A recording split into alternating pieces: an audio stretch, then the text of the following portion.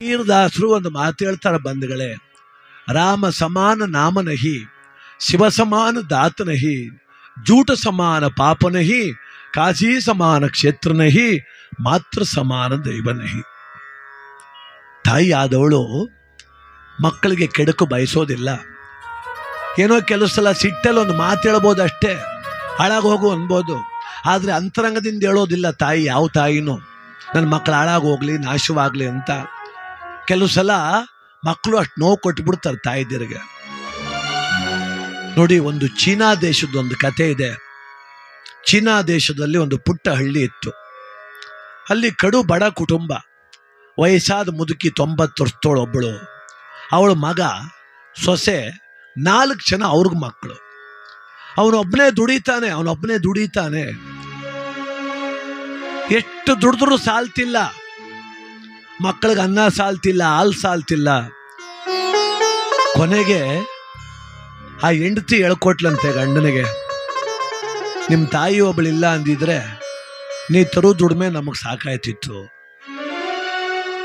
ಆ ಮುಪ್ಪಿನ ಮುದುಕಿ ಬಾಗ್ಲಲ್ಲಿ ಕುಂತವಳೆ. ಆ ಹೆಂಡತಿ ಹೇಳ್ತಾಳೆ ಗಂಡನಿಗೆ, ನಿಮ್ಮ ತಾಯಿ ಇಲ್ಲ ಅಂದಿದ್ರೆ ನೀ ತರೋ ದುಡಿಮೆ ನಮಗೆಲ್ಲ ಹೊಟ್ಟೆ ತುಂಬ ಅನ್ನ ಆಗ್ತಿತ್ತು. ಈಗ ನೋಡು, ನಾವು ತಿನ್ನೋ ಅಂದಲ್ಲಿ ಸುಮ್ಮನೆ ಕೂತ್ರೊಳಗೂ ಪಾಲು ಕೊಡಬೇಕೀಗ. ಅದಕ್ಕೆ ಗಂಡ ಅಂತಾನೆ, ಅದಕ್ಕೆ ನಾನು ಏನು ಮಾಡಲಿ? ನನ್ನ ತಾಯಿಗೆ ಸಾವು ಬರ್ತಿಲ್ಲ, ಸಾವು ನಾವು ಕರೆದ್ರೂ ಬರೋದಿಲ್ಲ. ಅದಕ್ಕೆ ಇವಳು ಹೇಳದ್ಲಂತೆ ಹೆಂಡತಿ, ನೋಡು ನನ್ನ ಮಾತು ಕೇಳು, ನಿಮ್ಮ ತಾಯಿ ಕರ್ಕೊಂಡೋಗಿ ಎಲ್ಲರೂ ದೂರ ಬಿಟ್ಬಿಟ್ಟು ಹೊಂಟು ಬಾ. ಇವತ್ತಲ್ಲ ನಾಳೆ ಸತ್ತೇ ಸಾಯ್ತಾಳೆ. ಅವಳೊಬ್ಬಳಿಲ್ಲ ಅಂದ್ರೆ ನನ್ನ ಮಕ್ಕಳಿಗೆ ಹೊಟ್ಟೆ ತುಂಬ ಅನ್ನ ಆಗ್ತದೆ. ಇವಳು ತಾಯಿನೇ. ಅವನು ತುಂಬ ಯೋಚನೆ ಮಾಡ್ದ, ದುಃಖ ಮಾಡ್ದ.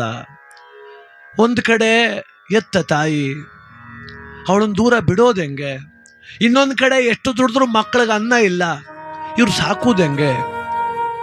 ತೀರ್ಮಾನ ಮಾಡ್ಕೊಂಬಿಟ್ಟ, ನಿಜ ಹೆಂಗೂ ಸಾಯ್ತದ ನಮ್ಮ ತಾಯಿ, ಎಲ್ಲರೂ ಕರ್ಕೊಂಡೋಗಿ ದೂರ ಕಾಡಲ್ಲಿ ಬಿಟ್ಟು ಬಂದ್ಬಿಡುವ ಅಂತ.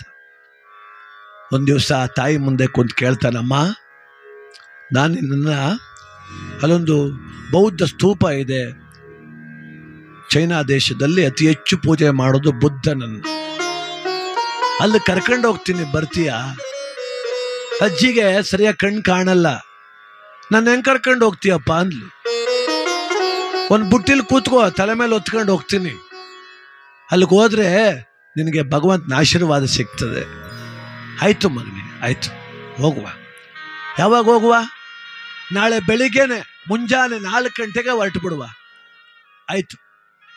ಒಂದು ದೊಡ್ಡ ಬುಟ್ಟಿಲಿ ತಾಯಿ ಕುಂಡಿಸ್ಕೊಂಡ, ತಲೆ ಮೇಲೆ ಹೊತ್ಕೊಂಡ. ಅಜ್ಜಿ ಆ ಮೊಮ್ಮಕ್ಕಳೆಲ್ಲರನ್ನು ಕರೆದು ಮುತ್ತಿಟ್ಟು 4 ಜನ ಮೊಮ್ಮಕ್ಕಳಿಗೆ ಆಶೀರ್ವಾದ ಮಾಡಿದ್ಲು. ಚೆನ್ನಾಗಿರಿ ಮೊಮ್ಮಕ್ಕಳ ಅಂತ. ಸೊಸೆಗೂ ಆಶೀರ್ವಾದ ಮಾಡಿದ್ಲು. ನಾನು ಹೋಗಿ ದೇವ್ರು ನೋಡ್ಕೊಂಡ್ ಬರ್ತೀನಿ ಒತ್ಕೊಂಡು ಹೊರಟ ಮಗ. ಅವನ ಆಸೆ ಏನು ಅಂದ್ರೆ, ಹಂಗೇ ನಿದ್ರೆ ಬಂದು ಮಲ್ಕೊಂಡ್ಬಿಡ್ತಾಳೆ ನನ್ನ ತಾಯಿ, ಅವಳು ನಿದ್ದೆ ಬಂದಾಗ ಎಲ್ಲಾರ ಒಂತ ಬಿಟ್ಟು ಬಂದ್ಬಿಡುವ ಅಂತ. ಇವಳು ಮಲಗ್ತಾನೆ ಇಲ್ಲ. ಮಗನೇ, ನೀ ಚೆನ್ನಾಗಿರ್ಬೇಕು, ಮಕ್ಕಳು ಚೆನ್ನಾಗಿ ಓದಿಸ್ಬೇಕು, ನೀ ಚೆನ್ನಾಗಿರ್ಬೇಕಣಪ್ಪ, ವರ್ಷಕ್ಕೊಂದ್ಸಲ ಇಂಥ ಪೂಜೆ ಮಾಡು ಅಂತಾಳೆ. ಒಯ್ತಾ ಆ ಕಾಡಿನ ದಾರಿಲಿ ಒಯ್ತಾವನೆ, ದಟ್ಟ ಕಾಡು. ಈ ಅಜ್ಜಿ ಏನ್ ಮಾಡ್ತಾಳೆ, ಆ ಪಕ್ಕದಲ್ಲಿ ಎಲೆ ಗಿಡ ಅವೆಲ್ಲ ಕಿತ್ತು ನೆಲಕ್ಕೆ ಹಾಕಂತ ಒಯ್ತಾವಳೆ. ಕೈಗೇನು ಸಿಗ್ತದೆ ಅಕ್ಕಿಡೋದು, ಕೆಳಕ್ಕೆ ಹಾಕೋದು. ರಾತ್ರಿ 10 ಗಂಟೆ ಆಯ್ತು, ಇವಳು ನಿದ್ದೆ ಬರ್ತಿಲ್ಲ. ಅವನು ನಿದ್ದೆ ಬರದೆ ಕೆಳಕ್ಕೆ ಇಳಿಸಂಗಿಲ್ಲ. ಬೆಟ್ಟ ಹತ್ತದ, ಇನ್ನೊಂದು ಬೆಟ್ಟ ಇಳದ, ಕಾಡು ಮಧ್ಯಕ್ಕೆ ಹೋದ, ನದಿ ಪಕ್ಕಕ್ಕೆ ಹೋದ.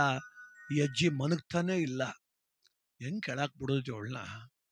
ಕೊನೆಗೆ ನಡೀಕಾಗ್ಲಿಲ್ಲ. ಅಜ್ಜಿ ಅಂದ್ಲು, ಮಗನೇ ಇಳಿಸು. ಯಾಕಮ್ಮ? ನನ್ನ ಇಳಿಸು ಕೆಳಗಡೆ. ಇಳಿಸ್ತೆ ಕಣಮ್ಮ, ಹೋಗಪ್ಪ ಮನೆಗೆ ಅಂದ್ಲು. ನೀನು? ಮಗನೇ, ಮೊನ್ನೆ ರಾತ್ರಿ ನಿನ್ನ ಹೆಂಡತಿ ನಿನಗೆ ಹೇಳ್ಕೊಡ್ತಿದ್ಲಲ್ಲ, ನಿಮ್ಮ ತಾಯಿ ಇಲ್ಲ ಅಂದಿದ್ರೆ ನಮ್ಮ ಮನೆಗೆ ಹೊಟ್ಟೆ ತುಂಬ ಅನ್ನ ಆಗ್ತಿತ್ತು, ಅವಳನ್ನ ಬಿಟ್ಟು ಬಾ ಅಂತ ಹೇಳಿದ್ಲಲ್ಲ, ನಾನು ಕೇಳಿಸ್ಕೊಂಡೆ ಕಣಪ್ಪ, ನಾನು ಕೇಳಿಸ್ಕೊಂಡೆ. ನಾನು ಬರೋಕ್ ಸಿದ್ಧ, ನಿನಗೆ ತೊಂದರೆನೇ ಕೊಡ್ತಿರ್ಲಿಲ್ಲ, ನನ್ನ ಕಣ್ಣು ಕಾಣಲ್ವಲ್ಲ. ಹೋಗು, ಸದ್ಯ ನನ್ನ ಮಗನಾಗಿ ಹುಟ್ಟಿ ಒಳ್ಳೆ ಕೆಲಸ ಮಾಡಿದೆ. ಈ ದೇಹ ಮಣ್ಣಲ್ಲಿ ಮಣ್ಣಾಗ್ಬಿಡ್ತಿತ್ತು, ಈಗ ಯಾವ್ದಾದ್ರು ಒಂದು ಪ್ರಾಣಿಗೆ ಆಹಾರನ ರಾಯ್ತೀನಿ, ಅಮ್ಮ ಬರೋ ದಾರಿನಲ್ಲಿ ಎಲೆ ಎಲ್ಲ ಕಿತ್ತಾಕೊಂಡ್ ಬಂದಿದೆಯಲ್ಲ, ವಾಪಸ್ ಬಂದ್ಬಿಡುವ ಅಂತ ಕಿತ್ತಾಕ್ಬಿಟ್ಟು ಬಂದ ಅಂದ. ಅದಕ್ಕೆ ಆ ಮುದುಕಿ ಅಂತಾಳೆ, ನನ್ನ ಕಣ್ಣೇ ಕಾಣಲ್ಲ ಕಣೋ ಮಗಳೇ, ನಾನು ಯಾಕೆ ಕಿತ್ತಾಕೊಂಡ್ ಬಂದೆ ಗೊತ್ತಾ? ನನ್ನನ್ನು ಬಿಟ್ಟು ಬರಬೇಕು ಅನ್ನೋ ಆತರದಲ್ಲಿ ನೀ ದಾರಿ ತಪ್ಪಿಟ್ರೆ ಮಗನೇ ನಿನ್ಗತಿ ಏನಪ್ಪ? ಈಗ ವಾಪಸ್ ಹೋಗುವಾಗ ನಾನು ಯಾವ ದಾರಿಲಿ ಎಲೆ ಕಿತ್ತಾಕೊಂಡ್ ಬಂದಿನ ಅಲ್ಲೇ ಹೋಗೋಕಂದ. ನಾಳೆ ಸಂಜೆ ಹೊತ್ತು ಮನೆ ಸೇರ್ತೀನಿ ಆ ತಾಯಿ ಪಾದ ಹಿಡ್ಕಂಗುಳೋ ಅಂತ ಹತ್ಬಿಟ್ಟ. ಅಮ್ಮ ನಿನ್ನನ್ನು ತಗೊಂಡೋಗಿ ಕಾಡಕ್ ಬಿಡ್ತೀನಿ ಅಂತ ಸತ್ಯ ಗೊತ್ತಿದ್ರು ನಾನ್ ದಾರಿ ತಪ್ಪಾರ್ದು ಮಗ ಅಂತ ಕಾಯ್ತಿಯಲ್ಲ ತಾಯಿ, ನಿನ್ನ ಬಿಟ್ಟು ಹೆಂಗಮ್ಮ ಬದುಕೋದು?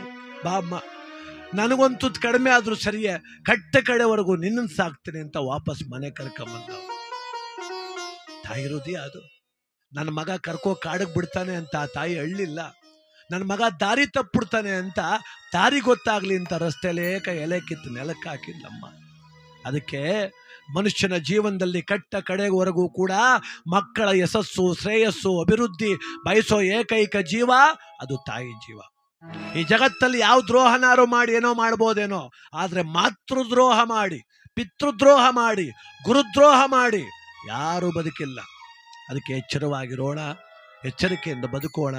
ತಾಯಿಯೇ ದೈವ, ತಾಯಿಯೇ ಕಟ್ಟ ಕಡೆಯವರೆಗೂ ನಮ್ಮನ್ನು ಸಲಹುವ ದೈವವಾಗಲಿಕ್ಕೆ ಸಾಧ್ಯ ಬಂದಿದೆ.